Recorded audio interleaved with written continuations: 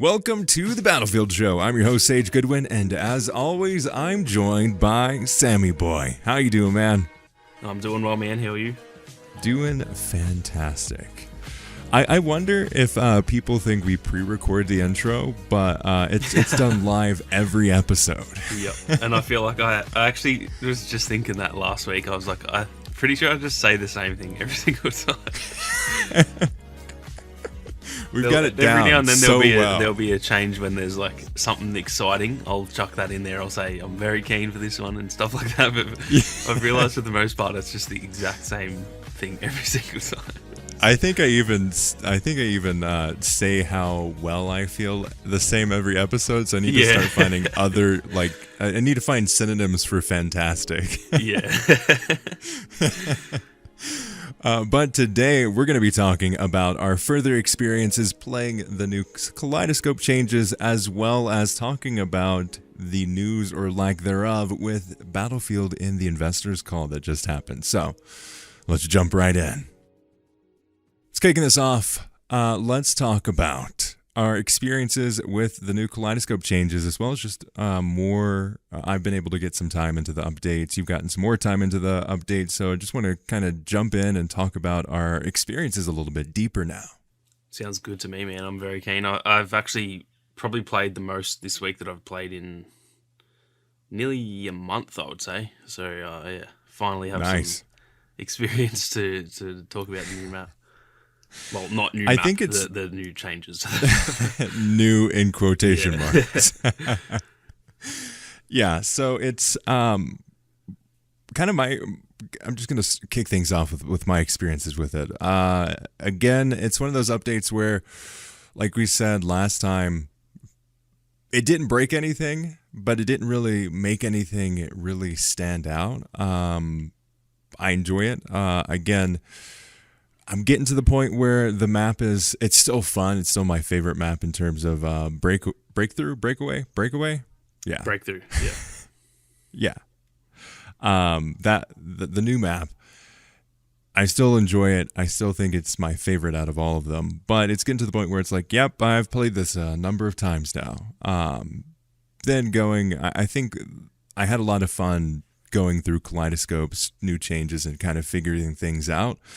But it doesn't drastically change it for me. I know a lot of people are like, oh man, it's now my favorite map. It's like, no, it's not in terms of how I play Battlefield.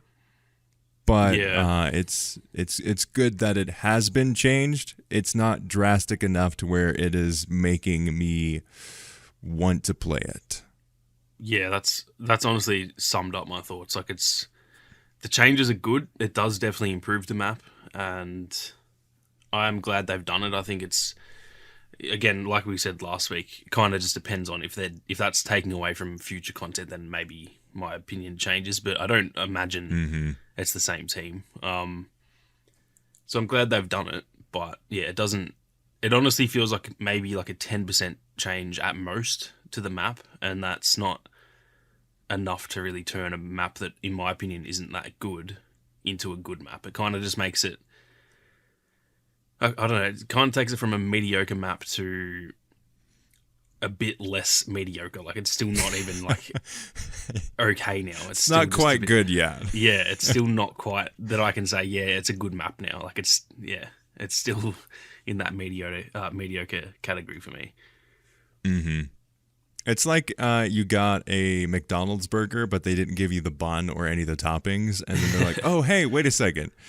Here's a bun and some lettuce. It's still a McDonald's burger, so but at least now you have lettuce and a bun with it. Yeah, at least now it is what you would expect when you ordered it. Yeah. Expected mediocrity. Yeah. It's at the end of the day, it's a Battlefield 2042 map. It's not. They don't live up to the rest of them, unfortunately. Yeah. I remembered another thing that we forgot to mention on the new map, and there have been a series, kind of switching gears a little bit, there has been a series of kind of data mines going back several months that Temporal, depending on if you're a fancy British boy, he found, or they found, a lot of different hazard damages, and I think Yeah. there was some speculation that the new map will have some kind of toxic hazard, which could be pretty cool. Yeah, that's something that we actually remember mentioning that last week, and then we obviously just forgot to talk about that. Yeah.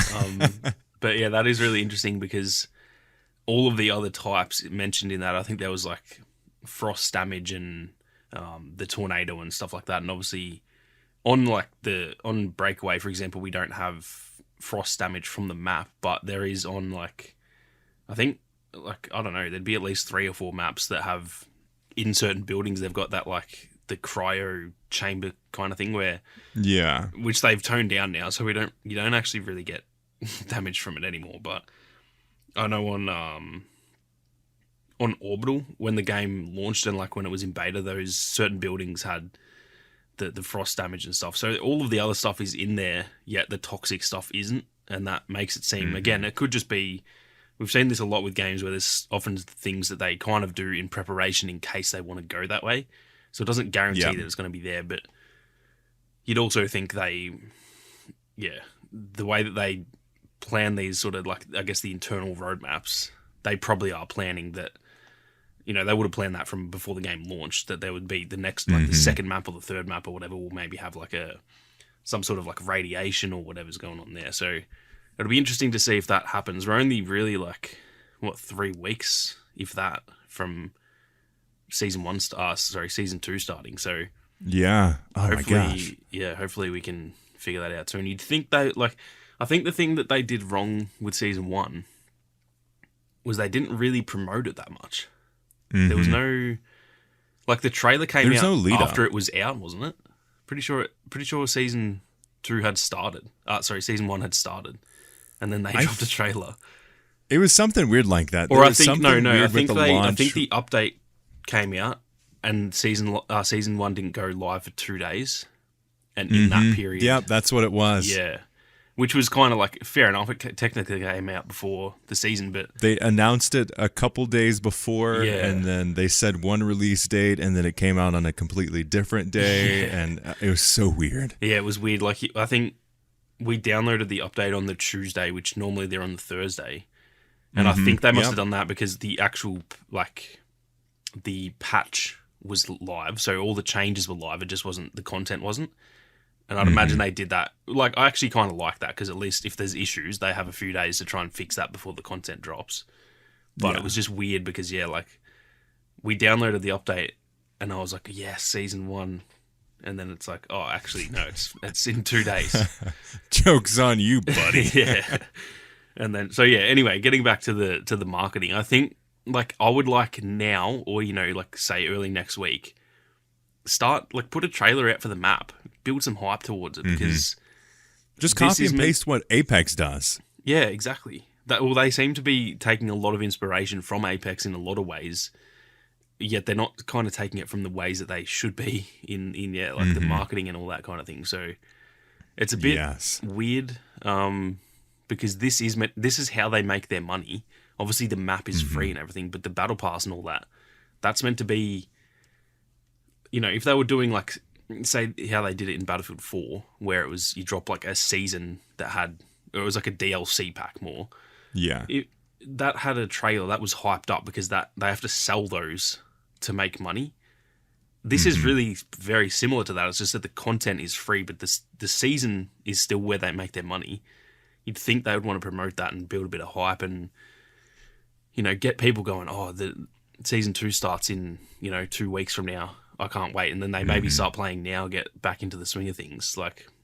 Yeah. I just feel like they need to do that, and they haven't really done that at all since the marketing leading up to the game was pretty decent. There was 5 trailers or so, but since then we really haven't had anything at all, to be honest. Yeah, I mean, the way that they could easily tie it into kind of seeing what Apex does and how they can implement that with Battlefield is they could have a story piece that drops first. Usually with Apex, it's actual story trailer, and you have like the whole character breakdown of like, oh, this person did this. And this is like a month before the actual content drops. And you have the first thing, which is the character story. The second thing is the map.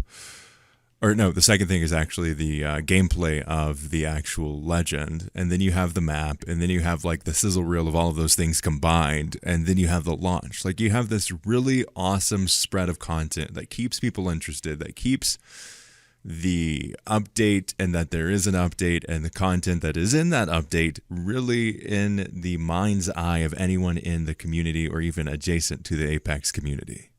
Yeah, and I think that's like, that really is just the perfect way to do it. I don't know why they haven't done it that way. And obviously, I don't know, maybe there's probably some reasons why this hasn't happened, but the Exodus not fan film, but the short film that they released, it would have been cool to get little things like that for each character that comes out. Oh, that'd be huge. Yeah, and like, it felt like they was setting up that to be the case. Now, obviously, Irish's voice actor has unfortunately passed away like after that. So whether they were going to use him as, he was kind of like the middleman, like the character that showed up in all of those, for example. Yeah. And now maybe they go, oh, we can't really do that. I'm not sure. And obviously then even just the team working on those cinematics might just have moved on to other stuff. So it's impossible to tell, but I thought that would have been a perfect way to do it, to get a little, literally just a 2-minute little movie of a backstory of the character, just like showing where they're from, and like just give us a quick little snippet of like their character in terms of the way that they are. Just like show, I don't know, let's just say it was like Falk, for example. You could show a little 2-minute clip of Falk like trying to rescue someone, and it clearly shows that she's like the medic character. That's all it needs to be. It doesn't need to do that much. And then that, not only is it just awesome because this game doesn't have a story, like a campaign, it's an awesome way to tell story through that medium, but then it's also hyping up the content. So I think that would have been a perfect way to do it, but obviously it seems like that's not going to be the case. And yeah, I think at this point I think we'll be lucky to even get trailers at this point. I think we will get like a trailer per season, but yeah, judging by the last time, it'll drop like a day before the season starts. Yeah, it's even like not even a trailer. They could have their little blog piece that goes up, because they had one for Liz, right? I'm pretty sure, yeah. They had some kind of piece that either if it was a blog post or if it was on Twitter, they had something that tied into her character and kind of the background of her character. I think that would be awesome to have that tie-in, instead of like the day it drops, everything drop at once. They don't have the hype. They don't have the community fan base. Yeah. They don't have the connections. They don't have the ability to do this type of marketing because there's not enough people that care about it, honestly. Yeah. Yeah. With stuff like Fortnite, they can like tease that there's a different rock somewhere and everyone's like, oh my gosh, there's a new update coming on. Yeah. They need to build it up. They need to tell you the story of why you should care about the new specialist. They need to build up why you should care that there is a new map. What is the story about that new map? Why does it take place there when it could take place anywhere in the Battlefield 2042 world? Why is it in the situation that it is in? I think they did a really good job of kind of that environmental storytelling of the new map with Season 1. Carry that through, but do it in a way that makes sense. Because we both are, I work in marketing, and we both are super fascinated by it, and it's a huge part of our jobs, either on YouTube or like my day job is content marketing. You have to have a plan. You have to have a strategy to build up awareness. You can't just release something at any time. You have to build that structure. You have to make it to where people care. You have to build that story around the thing that you're releasing. And it's more important than ever to have that. unless their whole strategy is we're not going to promote the first or the second season very well until we get to the season 3 or 4. But I don't think that's a good strategy, because you have to have that like building from the ground up storyline to really earn people's trust back. If you spend season 1 and 2 building and fixing everything but don't tell anybody anything, season 3 is going to come out, or season 4 is going to come out, and you're going to really crank up the marketing machine, and you may attract new people, but you're also going to alienate a good portion of your audience. Yeah, exactly. And I feel like also that I think we all kind of know, or not know because we don't know, but we're all pretty certain that season 4 is probably going to be the last season. So they only have 3 more to bring people in. Like if they do that and go, oh, we're not going to promote this one that much because the game still needs a bit of fixing, and then like season 3, hopefully it's in a good place and we can really push it then. That's a waste of essentially from here 1/3 of your lifespan is gone. You know, it's just they need to get people in the door, and obviously the game has had such a negative reaction that and just the same thing that happened with Battlefront 2, where even if this game ends up really good, people will always be like, oh, remember how much that game sucked, because they would have seen it at launch, probably didn't even buy it, or even the ones who did buy it and play it, and obviously they didn't enjoy it. That is their lasting memory of it, and they need to get people back in the door to just play for like a week and be like, oh, this is actually a decent game now, for the next game to be successful. Because if they don't fix the reputation of the game, even if it's really good, but the reputation around it is still negative, people aren't going to be excited for the next one. And they really do need to do a Battlefront 2 where they get it to the point that a lot of people come back and they go, oh, this is actually like really good now. And then people are screaming for the next game to come out. So, yeah, I hope that's not their approach, where they're kind of just like, oh, it's not quite where we want it to be still, so we're not going to promote it. You still need to be promoting it and trying to get people in the door, and trying your best to win your fan base back, even though right now the game isn't probably still in the state where it's like conceived as really, really good. Like people are super happy with it, but I think a lot of people who played it at launch, who would play it now, they'd be like, oh, this is actually a lot better. It's still got a lot of work to do, but it's so much better than it was at launch, and that's still better than them not knowing that. You know what I mean? Yeah. I think, obviously, we're not in the DICE situation, and they have a very different culture and corporate structure.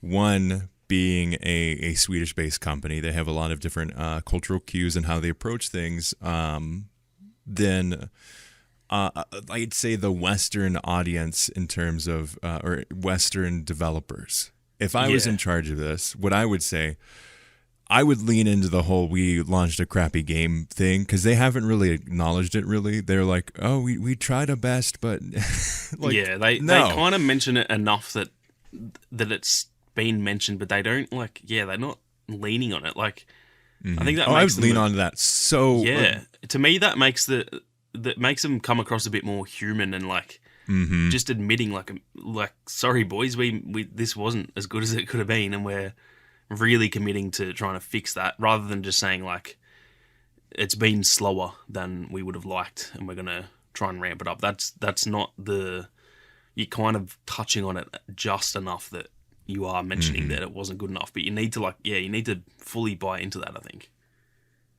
Yeah, I mean, it's the perfect building up from the ground, reaching into the ashes. I mean, there was a whole kind of resurgence with Cyberpunk, who had like one of the worst launches in the last decade, I'd say. Yeah. And they have like turned everything around in terms of their perception in the gaming community, because they did put the time in.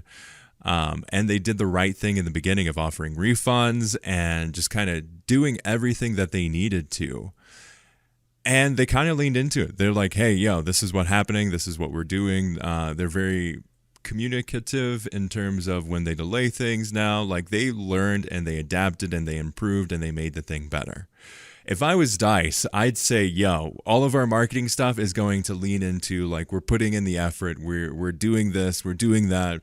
Communicate every single change, why you did it, and also mention the fact that you're, instead of just saying like we are still committed to Battlefield 2042 and that's all they say, make your whole messaging campaign around that. Like, oh hey, yeah, we like you could even have like a super edgy like we messed up kind of trailer thing, and then be like, and announce the whole game plan for this the seasons. Be like, this is what's happening. Yo, we messed up, but we're putting in the time. This is what you can expect from us. Boom, boom, boom. Set expectations, meet those expectations, and exceed those expectations. Do it in the way that's going to build it up. Right now, we don't have any real expectations of them over exceeding anything other than what they're legally required to. And we don't know what it's going to be. They're like, yo, we've got this really cool map coming. It's like, yeah, I bet you do. I'll believe it when I see it. Yeah, that's so true. And I really agree with that. That personally, the like development companies that I see doing well are the ones who come across as more like a bit less like of a corporation. Like when they're too serious and too like protective of themselves and all that kind of thing. Like I do get it when like this is a multi-billion-dollar company. I understand that, but when they come, you see like Xbox tweeting memes and stuff, like just have a bit of fun. Commenting to themselves. Yeah, like just have a bit of fun and come across like when, for me personally anyway, I obviously can't speak for everyone, but for me, when I see companies coming across like they are actually human rather than this is just some mega corporation that is essentially a machine, it's not a real thing. When I see them, like I said, with Xbox on Twitter and all that kind of thing, I lean into that. Yeah, I lean into that so much more, and I'm like, I kind of just, I guess you grow fond of that company because you're kind of like, oh, they get it. They're just real people, and that is Microsoft. Like that's one of the biggest companies in the entire world, and they are just posting memes and like roasting themselves on Twitter and stuff. Yeah. I feel like DICE needs to buy into that a little bit where you can still be serious. I'm not saying they need to just, and like, you know, they don't need to release patch notes and just joke and just say we changed nothing and just try and like meme it. But just, I don't know, just have a bit of a laugh and, you know, they tried, I guess they did try it at the start of the year and it didn't really work, or the start of the launch of the game with the whole September or October, whatever it was. They tried it and it didn't really work, and maybe that scared them off. I don't know, but yeah, I don't know. Buy into that, lean into the whole like, just having a bit of fun. I know the video game industry is enormous and it's a huge like multi-billion-dollar thing, but video games are for fun. Like just have a bit of fun with it, and people will get along with those companies more and be more willing to, I guess, buy into what they're developing and all that kind of thing. Because from what I've seen on Twitter, I remember like when Fall Guys blew up, their Twitter account was just genuinely like, it was as if it was just a random person just tweeting funny stuff. Yeah. And that was why it blew up, because I think that Twitter account got to like 1 million followers within a certain amount of weeks because it was just posting funny stuff. And then people bought into that and the whole game like blew up because of it. It definitely works, and yeah, I just don't think they buy into it that much because it's such a big business and they take themselves a little bit too seriously. I think that's the issue. They're way too serious about a lot of stuff. They take themselves so seriously, they launched a separate Twitter account for direct communication, and it's like, yo, you don't need to do that. You can have both on one platform. Xbox does it. Among Us is another one of those examples. Sega, they've built this presence. Keep the seriousness to it's so weird because they have like these super serious like blog posts and Twitter accounts and all of this stuff, and then you get in the game and it's like, oh hey there, yeah, you don't have to be so sad. It's very switch that. weirdly run.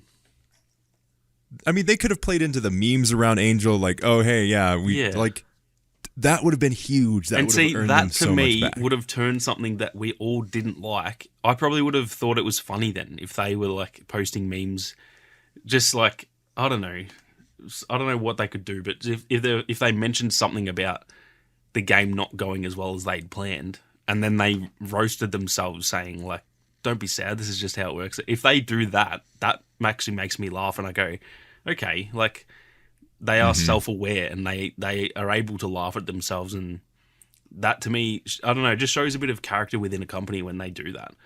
And it's not going to fix the game. It's not going to make the game like as soon as they post memes, the game is better. You know what I mean? But it's I don't know. It's just to me that it just kind of builds a bit more of a community rather than just seeing it as like a player base and a big company. It becomes a bit more of like almost like a friendship, I guess you would say. It shows their value of the community. When you get this transaction of a tweet where you have like every now and then they'll share like an interesting gameplay clip, but it's usually of like this group of like 20 different people. Like there's the selected people they'll keep sharing certain gameplay clips from, and then there's like a couple quotes or reshares of blogs, and then you have like direct communication posting actual changes, and then the Battlefield thing actually reshares those. It's this really weird mix. It's one of those things where it costs you pretty much nothing to invest. It's not taking away from any of the development. It's not taking away, like you pushing out a tweet isn't necessarily going to hurt you most of the time, unless you're EA talking about the European, but you play single player games. Like or if you're talking about the summer holidays and stuff like that. Yeah. Yeah, exactly. Like there's certain things that you can share and tweet that cost you nothing, but will slowly. I mean, Xbox was a huge example of this. Everyone hated Xbox when the Xbox One came out. Yeah. Now they're like one of the most beloved video game series or video game platforms because of that direct communication and that direct platform that they have with all of their game makers, the developers, the community itself. Like they have fostered such a great growth through that. Yeah, and a big part of that too was actually, like you said earlier, how EA should sort of buy into that they messed up. That was what happened with Xbox. They pretty much admitted like, oh, the launch of the Xbox One was so bad. Like we need to fix that. And then they've just put in the work. They've just kind of admitted what was wrong and built on that for, that was in 2013 it would have been. So nearly 10 years later, they've just been building on that and trying to build their community again. And now I think like, sales aside, I think they're on par with Sony again. They're just like a genuinely if not exceeding loved, them in terms of community feeling. Oh, actually, yeah, that's a good point. In terms of just like the feeling towards them, yeah, I think that would actually be the case. I think they're way more like, I think the Xbox fan base is now weirdly enough more loyal than the Sony fan base, which says a lot because the Sony fan base is so loyal. And that's just how that's how they did that. Was they pretty much admitted fault and bought into it and said like they still do that now. They still say like back in the past we've made mistakes with this, this, and this, and we've learned from that, and that's why we're doing this, a certain way now. And it just like, I don't know, it just resonates with the community so much more when they do that, I think. Yeah. I mean, people are attracted to people. Exactly. It's as easy as that. Yeah. As we're talking about corporations and all the fun, boring stuff, let's talk about the finance call that EA had. So if you tuned in expecting anything Battlefield, you were desperately and just completely disregarded. They didn't even mention it at all. Usually they have like a mention of, oh, they're doing this so much and then it's only of this percentage of our earnings. They didn't say anything. Yeah, literally, like I thought the last one was bad when they were pretty much saying like, it's only 10%. It doesn't really matter, it's only 10%. This time they just pretended like it didn't exist at all. So Battle, what now?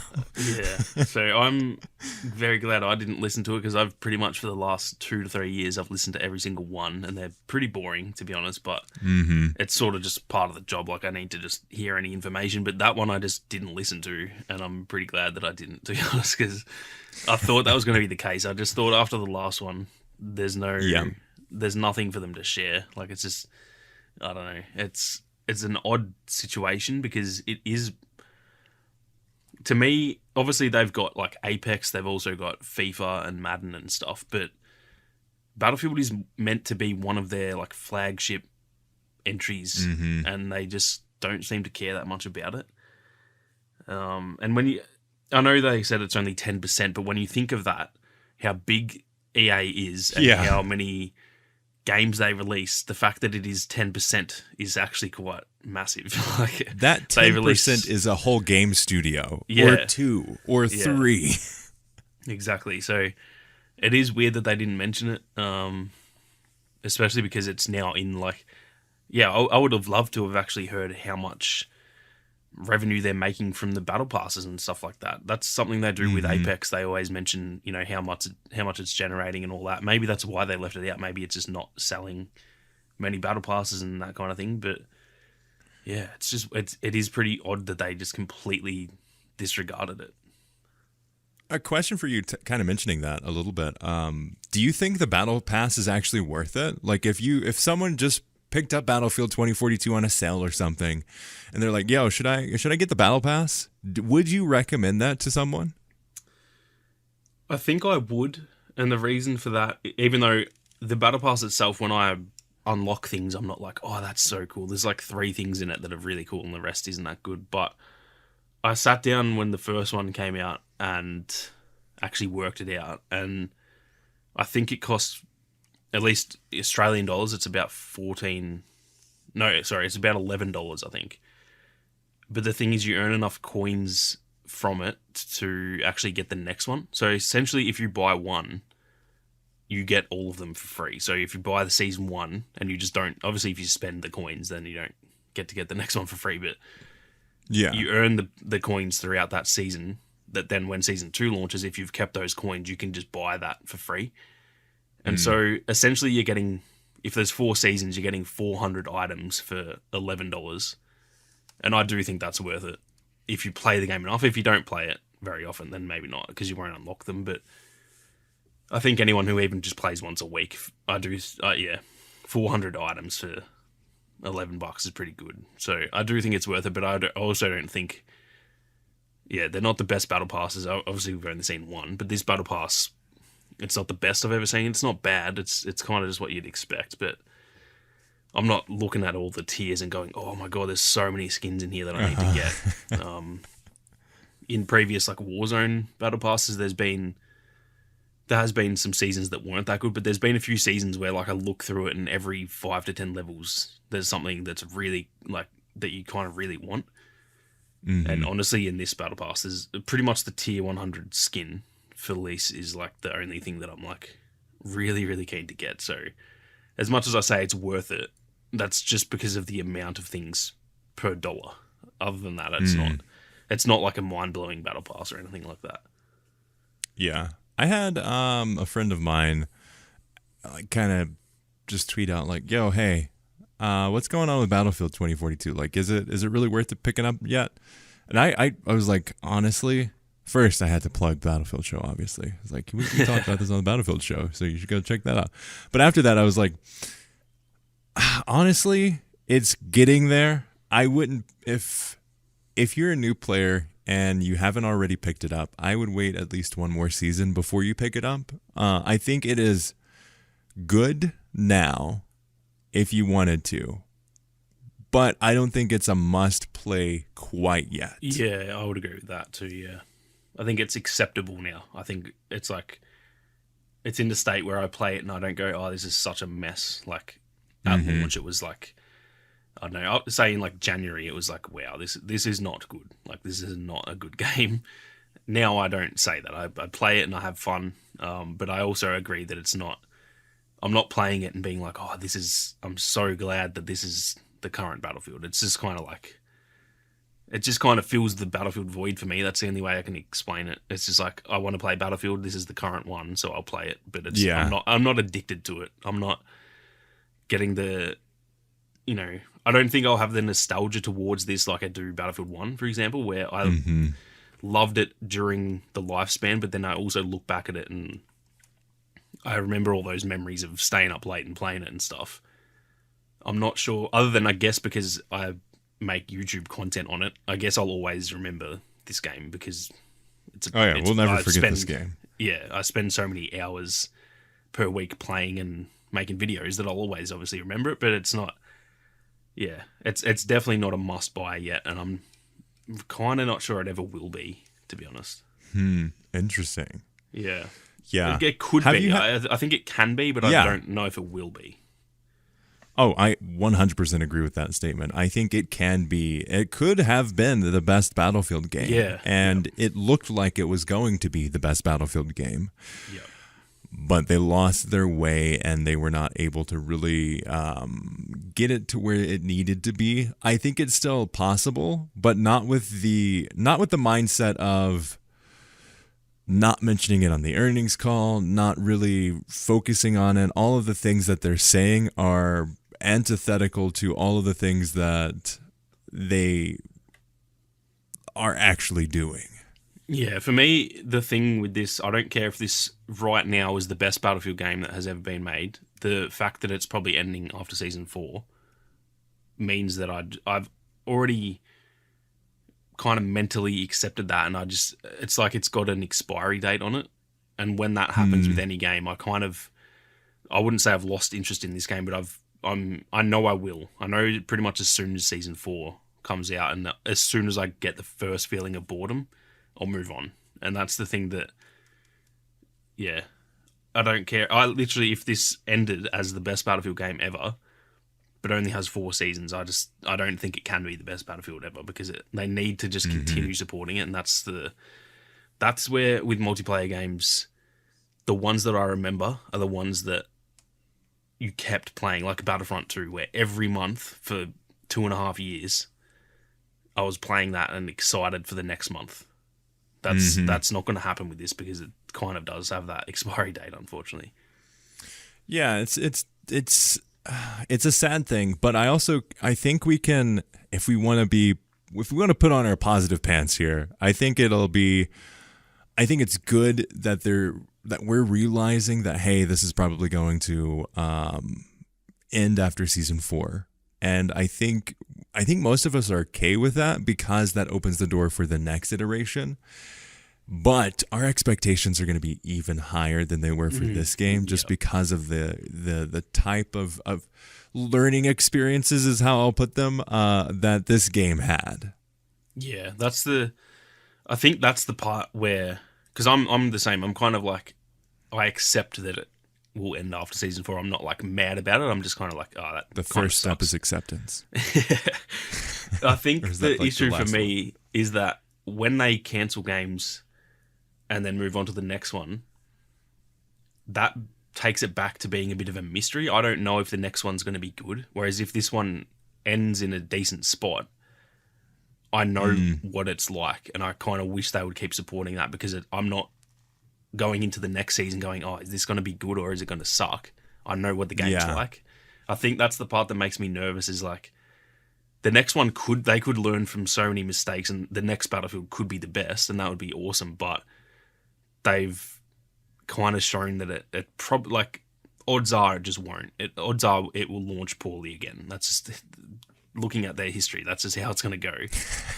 And that's the part that makes me nervous, that if this one ends and then the next one goes the same way again, that's where it becomes an issue. If this game ends and then they dedicate themselves to the next game and it launches as the best already, then that's a massive win, and I'll be so happy with that. But I'm yet to be able to trust them with launches. That's the issue, and that's the thing, is that their live services are generally, that's where the game does well.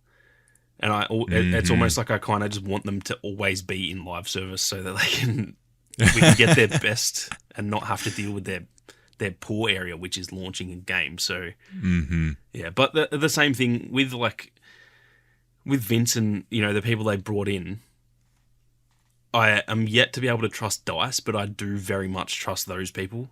So I'm a bit more like, I'm very interested to see how that goes, I guess. I'm a bit more optimistic, even though it sounds kind of like delusional to see so many failed launches and then be like, nah, this one's going to be good, trust me. Because you just sound like you sound like an idiot. You sound like you're just like sucking up to EA when you think that. But with the people they've got in place, and you would think also from what they would learn from this game, that if there's one that's going to launch well, it surely will be the next one.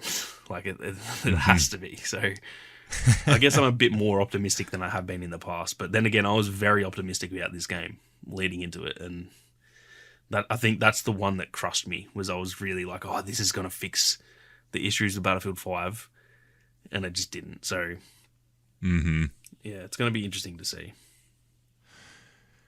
Yeah, dude, it is such a fascinating time to be a Battlefield fan. But I definitely agree with you in terms of the DICE or whatever combination of other developers, they do not need to rely on the fact of, oh, hey, we can fix this later. No, you need to fix it now and launch it great. Because if you don't launch it great or better than great, you're not going to build back up from what Battlefield 5 and Battlefield 2042 and even Battlefront 2 at that rate, because it was in such a good spot. It was in the perfect opportunity to continue and build a platform if they had monetized it well. But again, they had that standard DICE launch, which was, oh yeah, we're going to push it out a crappy thing and then we're going to fix it. And then when it gets really good, that's when we're going to move on to the next one. Yeah, that's the part that's like the thing that ruins the trust for me, is that I know that they can make good games. I'm not like not trusting their skill of making games, because over the course of the entire lifespan, generally Battlefield games are very good. Even Battlefield 5, that's my least favorite, but by the end, I think it was a good game. So I know that they can make good games, but I just know that they don't start as good games, and they need to fix that, because the game will never progress if they're always on the back foot trying to fix their issues. If it launches really well, then they can like propel it to the next level by saying, okay, it's in a good spot. Now we can like now how strong our live services are, that's going to be adding to the game, not fixing it. That's the issue. They're always, their live services are so good, but because they start at a 6 out of 10, they only get it to an 8 out of 10. If they start at an 8 out of 10, it'll get to a 10 out of 10. So that's the issue. They just need to learn how to launch them. If they can do that, then Battlefield will be in a very, very good spot. Oh, dude, could you imagine if they actually, because they have some, or they at least at one point had some really good developers and a really good, strong vision of what a Battlefield game was. But if they started and they launched it at an 8 out of 10 and then brought it up to a 10 out of 10, I mean, because they brought Battlefront 2 from a, 6.5 to a 8.5, I think what I think they so. re-reviewed it as. Yeah. It was a pretty drastic change from when it launched to when it eventually kind of hit that sweet spot with like the Celebration Edition. Yeah, and that's the thing. That was also a few months before it even ended. So that was like 6 months before, we got 6 months more of content. So it probably nearly would have ended up, maybe like an 8.7 or something by the end of it. So yeah. Oh yeah. But I think too the landscape of gaming is so changed. I was watching this YouTube video of like why game publishers are releasing fewer games than they were in previous years. Well, there's such a huge investment into a game, and if you can continue, you can put that investment into building it and build it as a platform, and then you have one product that you continue to support, and that product continues to evolve and change and also has a good way to support itself financially. That is way more valuable in the current day and age than it is to say, oh yeah, we're going to release this game, and then after a year or two of support, we're going to release another game.